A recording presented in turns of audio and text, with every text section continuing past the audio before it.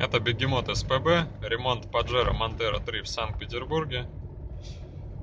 Сейчас покажу, как ведет себя раздатка с сильно растянутой цепью. То есть едем 40, полный привод. При добавлении газа сейчас раздастся грохот.